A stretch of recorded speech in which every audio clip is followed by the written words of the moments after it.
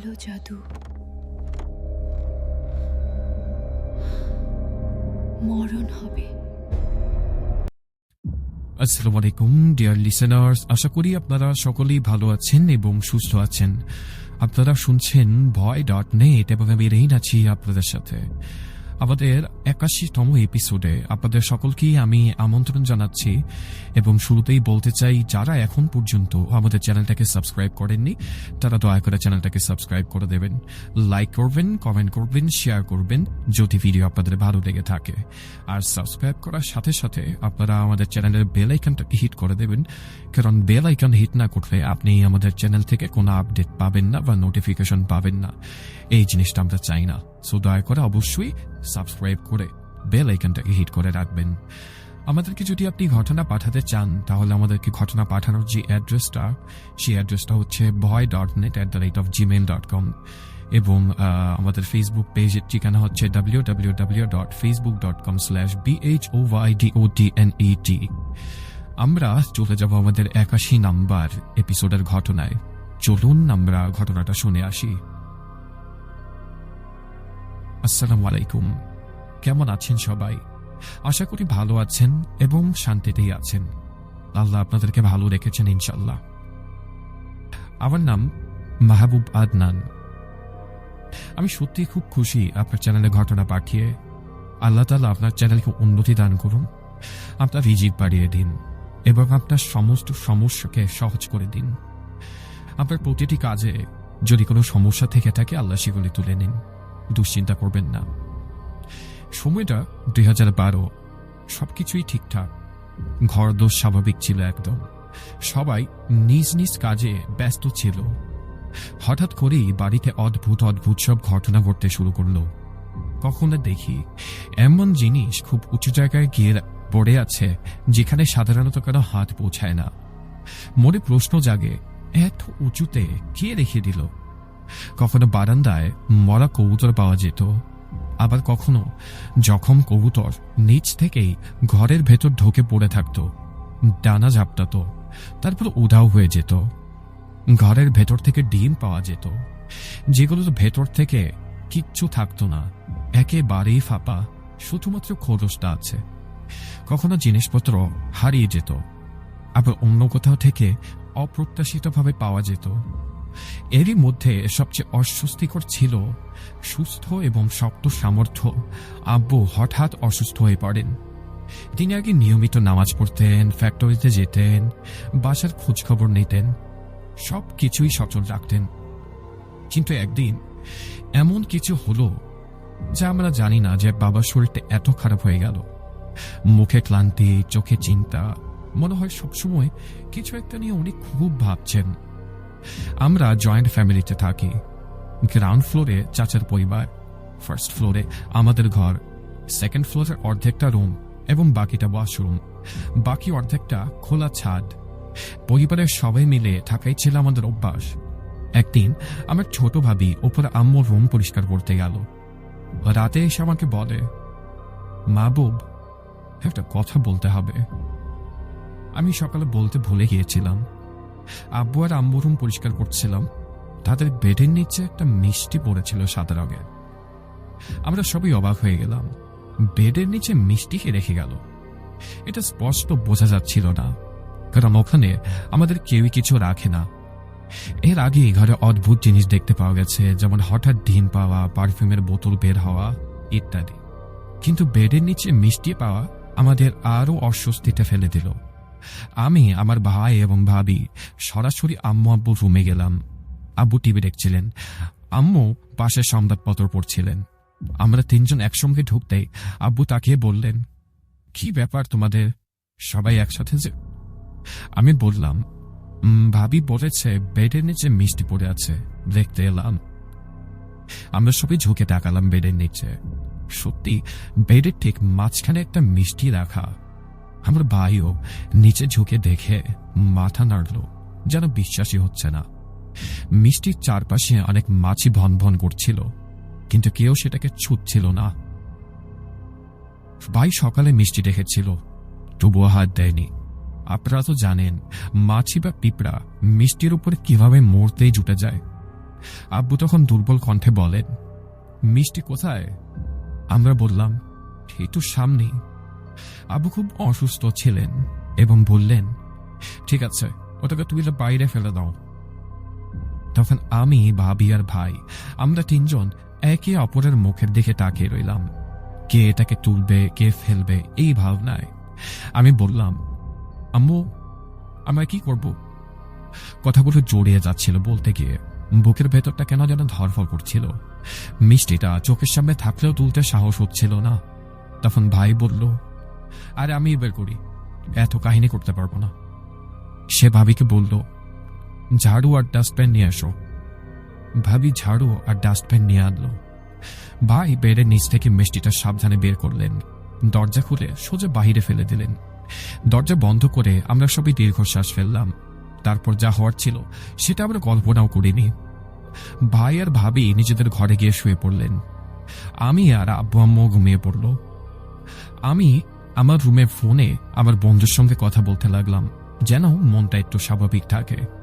কিছুক্ষণ পর শুনলাম ভাই আর ভাবি তাড়াহুড়ো করে ঘরের দিকে আসছেন। ওনারা বেশ চিন্তিত হয়ে আমার দরজায় কড়া নাড়ল। আমি দরজা করে জিজ্ঞেস করলাম, কি হয়েছে? ওনারা বললেন, আমাদের ঘরে অদ্ভুত কিছু হচ্ছে। আমি বললাম, কি হচ্ছে? তারা বলল, আমরা মিষ্টি ছুড়ে দিয়ে ঘরে এসে বসেছি, হঠাৎ দুধের পাত্রটা নিজের থেকেই সরে যেতে শুরু করলো। ভেবেছিলাম হয়তো টেবিলে পানি পড়েছে তাই সরে যাচ্ছে, কিন্তু গ্লাসটা শুকনো। আমরা হেসে উড়িয়ে দিতে চেয়েছিলাম। তারপর দেখে আলমারির দরজাও নিজে নিজে খুলছে আর বন্ধ হচ্ছে, শব্দ হচ্ছে, হালকা কম্পনও টের পাচ্ছি। সেই রাতে আমরা যে ভয় পেয়েছিলাম তা ভাষায় বোঝানো অনেক কঠিন। আমার নিজের ঘরেও অস্বাভাবিক চাপ ঘন হয়ে আসছিল। এক একটা শব্দে মনে হচ্ছিল কেউ হেঁটে বেড়াচ্ছে। আমি ড্রয়িং রুমে গিয়ে শুয়ে পড়লাম। ফোনে কথা চলছিল। ঠিক তখন মনে হলো কিচেন থেকে থালা বাসন তোলার শব্দ। কেউ যেন সেগুলো লাউঞ্জে ফেলে দিচ্ছে। শব্দটা একবার থামে, আবার শুরু। আওয়াজটা এত জোরে হচ্ছিল যে আমি লাফিয়ে উঠলাম। ভাবলাম, দেখি তো কে করছে।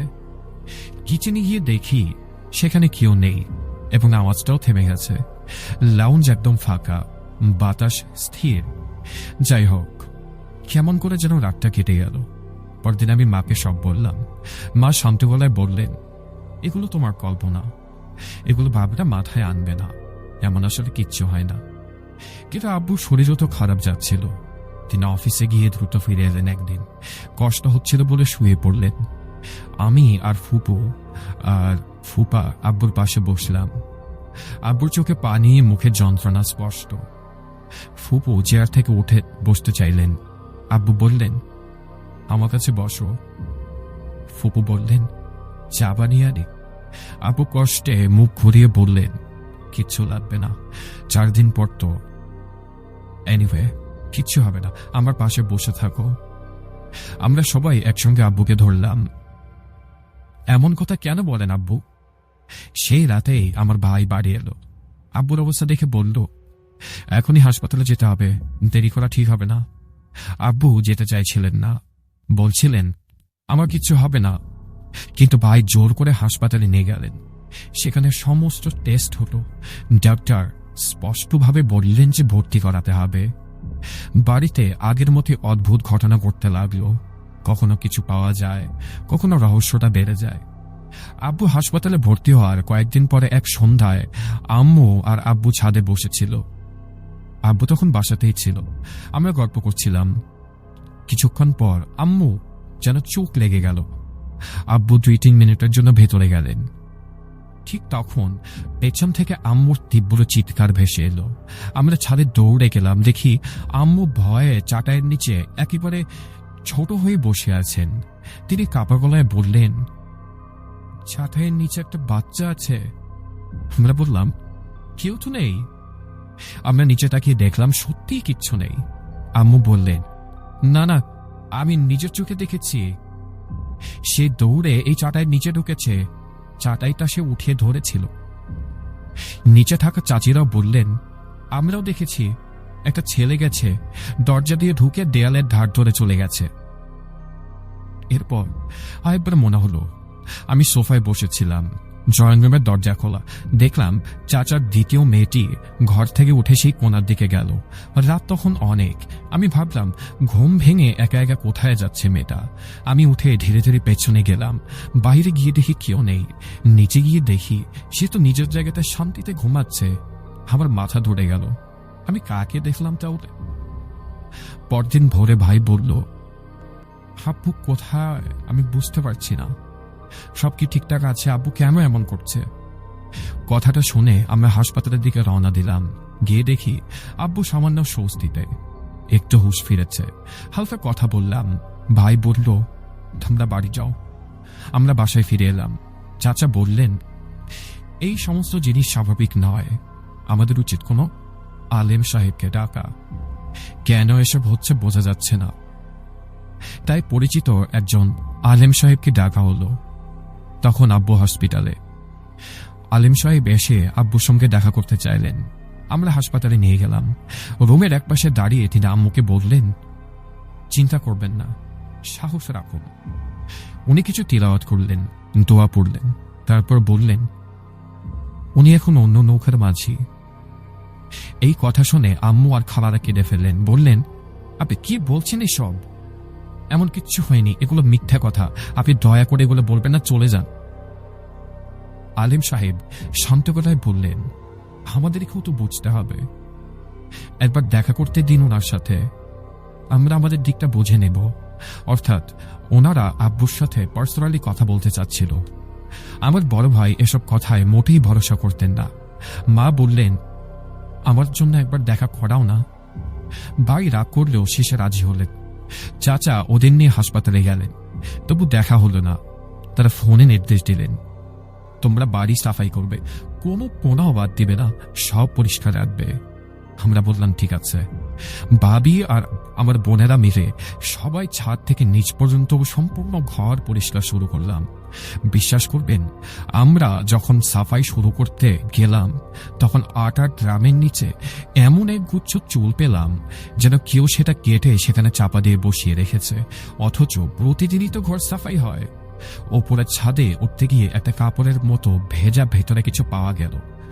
মাটির সঙ্গে এমন সব চুরমিছে আছিল সেখানে, যেগুলো যে কোনো পশুর চুলের মতো লাগলো। ছুতেই গা গুলিয়ে গেল। আমরা ভয় পেয়ে গেলাম, হাত যেন কাঁপছিল। ভাইকে ফোন করে ছবি পাঠালাম। সে বলল, ভালো করে সব পরিষ্কার করো, কিচ্ছু বাদ দিও না। সারা বাড়ি ধুয়ে মুছে ঝাউছবি করে ফেললাম। তারপর চাচা দুজন মাওলানা সাহেবকে ডাকলেন।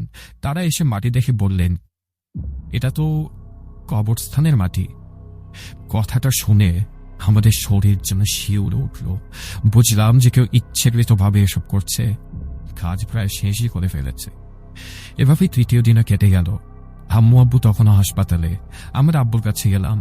ভাই আম্মুকে বললেন, আম্মু আপনি বাড়ি গিয়ে দয়া করে বিশ্রাম দেন, আমি তো এখানে আছি।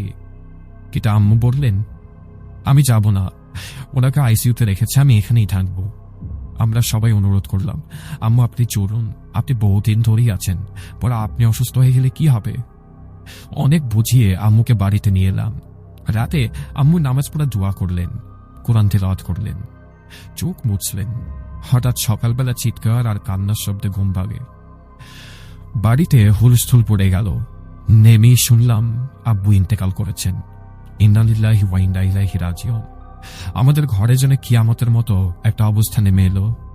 ভাই হাসপাতালে গিয়ে লাশ নিয়ে আসলেন, জানাজা হলো, দাফন হলো। দিনটা কিভাবে যেন কেটে গেল কেউ বুঝলাম না। অতিথি অনেক ছিল বলে মার রুম থেকে বিছানা এনে দেওয়া, পরে আবার ফেরত রাখার প্রয়োজন পড়ছিল। পরের দিন আসর আর মাগরিবের মাঝামাঝি মা বললেন, হে বিছানাগুলো উপরে রেখে দাও। আমি বললাম ঠিক আছে। লাগোয়া গইরাও এসেছিল। তারা বলল, বিছানা উপরে রাখো। আমি বিছানা নিয়ে নিজের খেয়ালে সিঁড়ি বেয়ে উপরে উঠলাম। আগেই বলেছি, উপরের অর্ধেকটা রুম আর ওয়াশরুম, বাকি অংশ খোলা ছাদ। উপরে চোখ যেতেই দেখলাম একটা চাটাই পড়ে আছে, তার উপরে একটা ছেলে বসে আছে, যেন কোনো মেকানিক ধাঁচের ছেলে। কাপড় চোপড় ময়লা, হাঁটু জোড়া তুলে মাথা নামিয়ে বসে আছে, যেন চুপচাপ কাঁদছে। আমার মনে প্রশ্ন জাগল, যে ছেলেটা কে? পাশে আমাদের জেনারেটর রাখা, বহুদিন ধরে দেখা যাচ্ছে 2-3 দিন পর পর জেনারেটরের সমস্যা হয়। মিস্ত্রি এসে বলতো কেউ এটার সঙ্গে কোনো ঝামেলা করছে। আমাদের মনে হতো পাশের ছাদগুলো পাশাপাশি বলে হয়তো কোনো বাচ্চা এসে দুষ্টমি করে চলে যায়। তখন আমার মনে হলো কোনো বাচ্চা নিশ্চয়ই জেনারেটরের কাছে এসে ঝামেলা করছে। আমি সিঁড়ির ধাপে দূর থেকে দাঁড়িয়ে বললাম, এই তুমি কে? জেনারেটরের সাথে সমস্যা করতে এসছো? সে বাচ্চাটা ধীরে ধীরে মুখ তুলত। তার চোখ অস্বাভাবিক বড়, দৃষ্টি একদম স্থির, চোখ বাঁকিয়ে মুচকি হাসলো। তারপর এক নিমিষেই আমার চোখের সামনে যেন বাতাসে মিলিয়ে গেল, অদৃশ্য হয়ে গেল। আমার ভয়ে এমন অবস্থা হলো, না চিৎকার করতে পারলাম না নড়তে পারলাম। হাত থেকে বিছানাটা পড়ে গেল। কোনো রকমে নিজেকে সামলে দ্রুত নিচে আসলাম। এসে সরাসরি আম্মুর পাশে বসে পড়লাম। আম্মু জিজ্ঞেস করলেন কি হয়েছে। আমি বললাম কিচ্ছু না। সত্যি বলতে আম্মু আগে থেকেই এসব জিনিসে ভয় পান, তাই বলতে সাহস হলো না।